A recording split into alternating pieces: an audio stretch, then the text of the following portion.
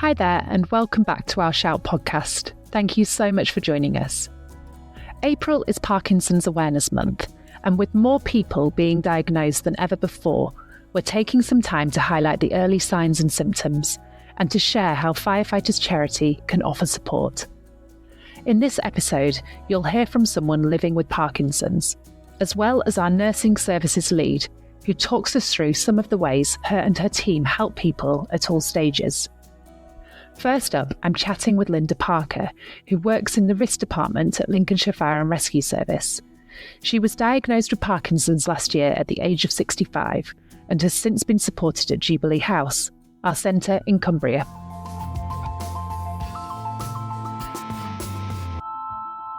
Thank you so much, Linda, for chatting to me. I just wanted to start us off by asking you a bit about yourself. Well, I've worked for Lincolnshire Fire and Rescue for 17 years in the risk department.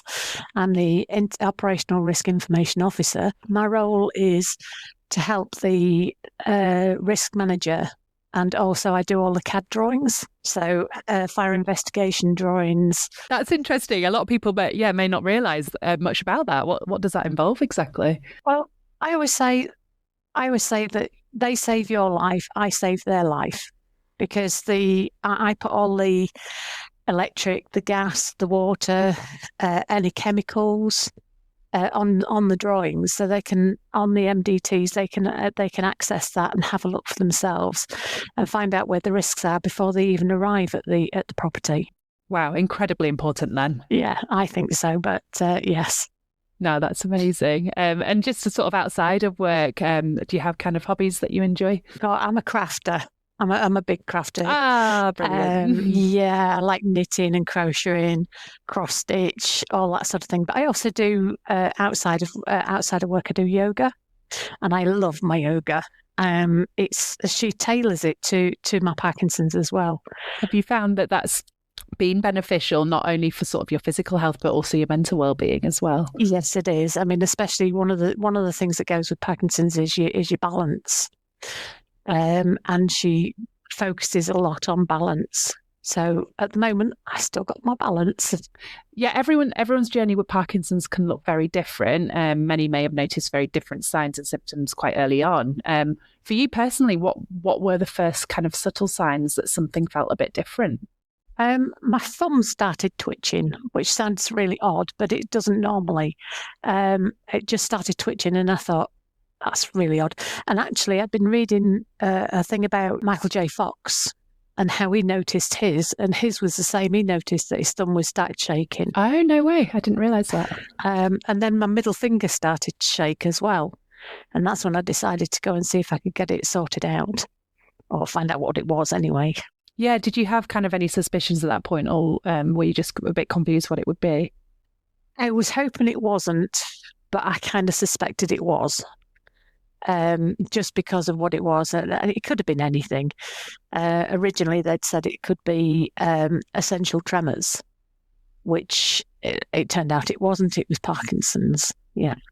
I know that can take a while to get that diagnosis, but when you did kind of get the official diagnosis, I imagine it was an incredibly emotional, difficult moment for you to get your head around that. How did you kind of process those first few weeks? Was there any ways that you found it helped you? I've had a few illnesses throughout my life, and the one thing I've found is there's not a lot I can do about it. And when I can't do anything about it, what's the point in me worrying about it? Because there's nothing I can do about it. So I just try and make the most of what I've got left, really. I mean, I don't know what's coming up in the future. I suspect what's coming up in the future, but it's not there yet. No, that's an incredible way of looking at it and coping with it, I think. And do you have kind of a support mechanism, family and friends around you who you were able to talk to as well? Yes, absolutely. My husband's been absolutely brilliant. He points out things that I maybe don't notice, which is really good. But he will. I mean, one of the things I found is that I have started in the afternoon. I get very, very tired. And he noticed it first, that I was starting to lag in the afternoon. Even with the medication and everything else, I still lag in the afternoon. So he will actually stop me from doing any more. They always, a lot of people may notice things in yourself that you don't notice yourself. So I can imagine that can be really, really helpful.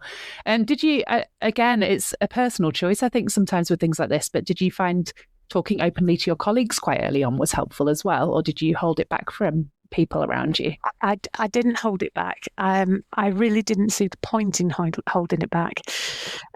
People were going to see that I'd got a shake, and it was only going to get worse. And the one thing I didn't want them to do was think I was an alcoholic or something like that. I mean, I don't really drink anyway, but I really didn't want them thinking something that wasn't there. So I thought, right, tell them. They know what it is. They'll cope with it. And they really have. And they've been so supportive by doing that. And anything, if I'm struggling with anything, they're in there like a shot to help me out. So, yeah, it's brilliant. That's fantastic. That was actually leading me on to my next question. Have there been some adaptations that you've been able to make both at work and at home that have made things easier? Not so much at home, but definitely at work. Because the one thing I was finding on a mouse, your hand is upright. And my hand would just shake when it was so I was going, instead of clicking once, I was clicking 15 times, that type of thing. And the same with the keyboard. I was having problems with the keyboard. They did a DSE evaluation on me, and they found that, they found these out as well about the mouse and the keyboard. So I've actually now got an ergonomic keyboard and an upright mouse, which actually is absolutely fantastic. And a few people have said, "Oh, what's that mouse like?" And they've tried it and they're like, "Oh, I want one of these. This is really helpful." Has it been a few years now since you first noticed those very first symptoms? How long has it been roughly? It's been 3 years since I noticed the first difference since the shaking started.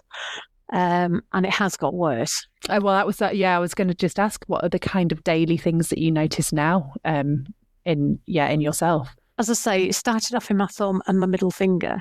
It's now all the way up my arm and down my back and in my left leg as well. So I shake in my left leg, shake up my back and shake on my right arm.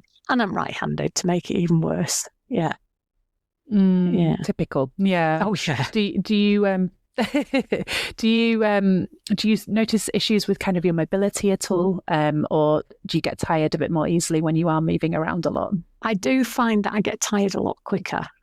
I mean, the one thing they say about Parkinson is exercise, because it is good for you. So I try to do as much as I can. Probably don't do as much as I should do. And but if I go for a walk, I go so far, and then on the way back, I'm hanging slightly rather than sort of thinking, "Oh, I've nearly got there." I'll get there in a minute. You absolutely. I know from sort of previously speaking to you, Linda, that you knew about Firefighters Charity for quite a few years, whether that was through seeing colleagues who've been helped and that kind of thing.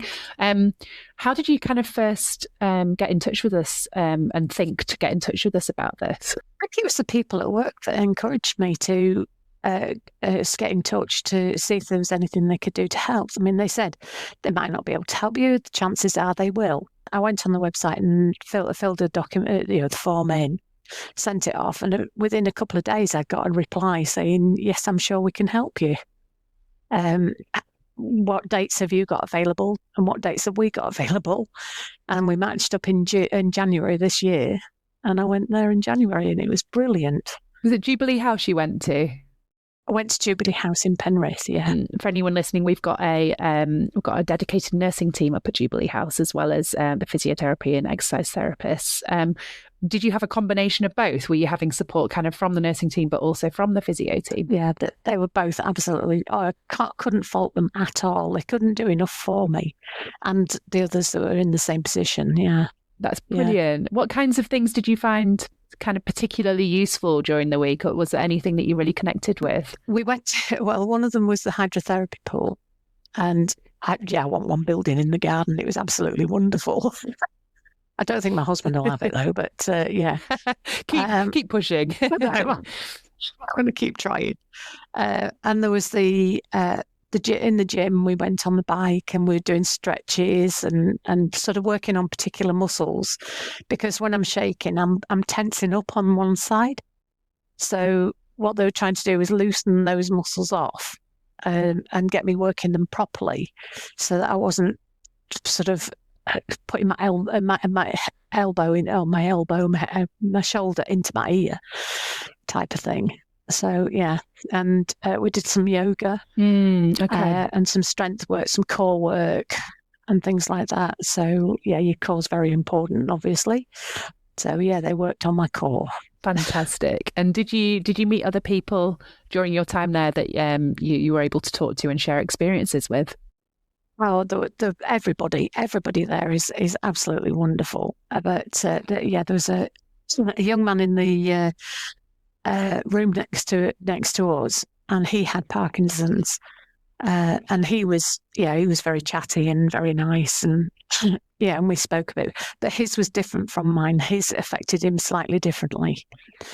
And then there was a lady across from us who had a brain tumour, who was getting some treatment. Oh, she was fantastic. She had such a sense of humour. Yeah, you just think people, cope with things in different ways, but yeah. Yeah. I think that's so true. I think people have such different coping mechanisms, and also, like you said, people deal with different diagnoses in different ways as well. So I'm sure that was really interesting just to hear people's experiences. For someone who is maybe newly diagnosed, who's just found out that they're living with Parkinson's, how would you describe the value of connecting with the charity early on? And just looking at that support? I can't really describe it, because they did so much for me in such a small amount of time. I was there from the Monday till the Friday, and they just could not do enough for me. They really concentrated on what was needed for you, and they'd obviously researched Parkinson's. They knew the muscle groups to work it on, and the nurses were just fantastic. I mean, every time I came back, would you like a hot chocolate? Or yes, please. Of course. As if I'd say no. Yeah. Who would? Oh no, that's lovely. I'm really pleased that you were able to kind of see the benefits of the different teams there, and they were able to. The one thing I keep saying about them is they treated me like a queen. They could not do enough for me. So was your husband able to attend as well and just have that break for himself? He did. He came with me.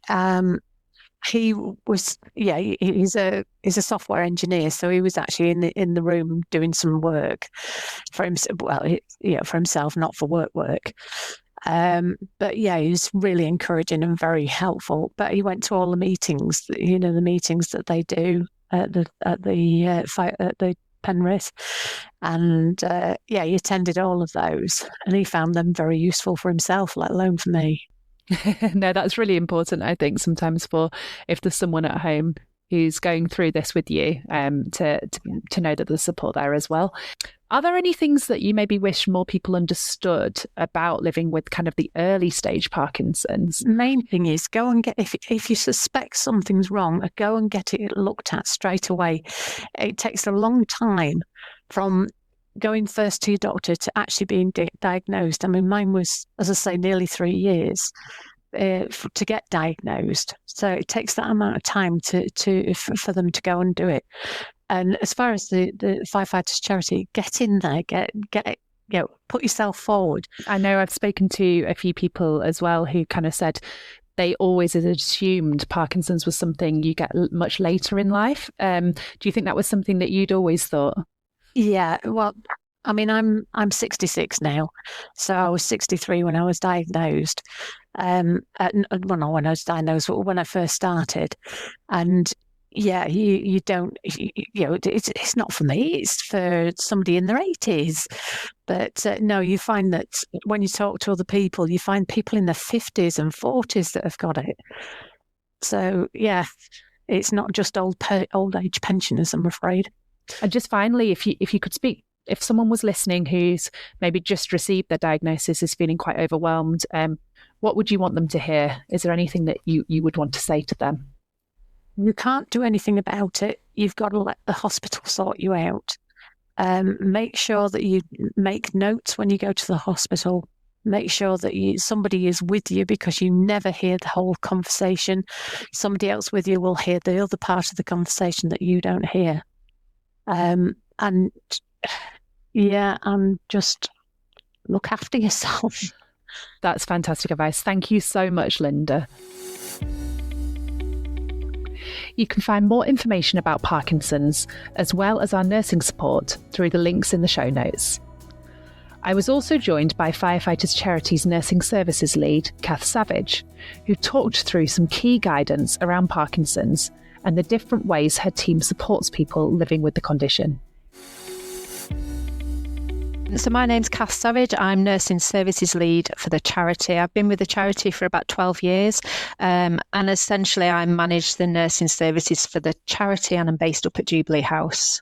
Perfect. For anyone who's not aware, Jubilee House, we've got a centre up at Penrith, and that is our one that has nursing services. We've also got 2 more centres down in Devon and Littlehampton.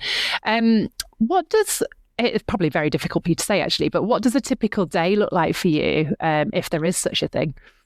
Yeah, so you are right. It is hard to say what a typical day looks like, because every day is different. You can't predict what's going to happen, really. So as a team, we are here 24 hours a day to support any service user who needs support to take part in a physical program. I guess that support can be anything like helping with personal care, perhaps medication management, and making sure that they're sort of fed and watered, and supporting with any sort of mobility issues as well. As I said, we work over a 24-hour period, so we work shifts, and our support does and often extends throughout the night. I think what is really important about what we do is that we're able to kind of offer that like a listening ear to our service users and their partners. So we're not just supporting with their physical well-being, it's their emotional well-being as well. And we work really closely with our physios and our exercise therapists to ensure that our service users have a bespoke physical program, so a program that meets their needs at that particular time. So certainly with Parkinson's, so things like medication regimes and fatigue can be something that we really need to make sure that we take into account when we're designing that physical program. We know from the feedback that we've had from our service users that they also benefit from the social and emotional aspects of a stay at a centre. And as well as the physios and exercise therapists, we work really closely with our welfare team. So for our service users, perhaps in the later stages of the disease, they may need to consider making changes at home in terms of aids and adaptations. They might need help navigating the social care system, or they might need help to make sure that they're accessing appropriate benefits. I guess all of which is sort of vital in living with a disease like Parkinson's. Hugely varied support then. That's incredible to hear. What are some of the early signs? I mean, you must have seen so many different individual cases, but what are some of the, I'd say, common or more common early signs of Parkinson's that people or families may overlook at an early stage? Yeah, it's hard with some of those few early signs. They often get attributed to sort of people getting older, if you like, or maybe stress or sort of lifestyle. But there are some things that perhaps after somebody has had a diagnosis, when they might look back 5 or so years, they might or recognise those symptoms as Parkinson's. So things like a slight shuffle can often be an early sort of motor sign, as well as a reduced arm swing on one side. Constipation can often be overlooked as an early sort of autonomic sign, and it can also be quite a significant symptom relating to the treatment of Parkinson's as well. Somebody who's maybe got a soft, quiet voice, or maybe like an expressionless face, that can often be overlooked as maybe somebody who's tired or low in mood, but it can be one of those early symptoms that gets overlooked. And sleep disturbances is another, and again, that can often be attributed to maybe stress or lifestyle. What are sort of some of the more common challenges that people might face as the disease, should I say, progresses, and how does the nursing and rehab teams sort of help them manage that? Yeah, so I guess some of those common challenges in sort of the later stages of the disease, we often find around sort of movement difficulties like mobility, so increased balance issues that might also be coupled with some of the common Parkinson's symptoms like shuffling and freezing. Symptoms around medication can be another challenge. So monitoring symptom patterns and ensuring that they're taking their medication at the right time that then maximises their function. Fatigue can be a huge challenge for people. So, and that's not just physical fatigue, that's kind of cognitive fatigue as well. So, we very much educate around pacing, and we encourage rest.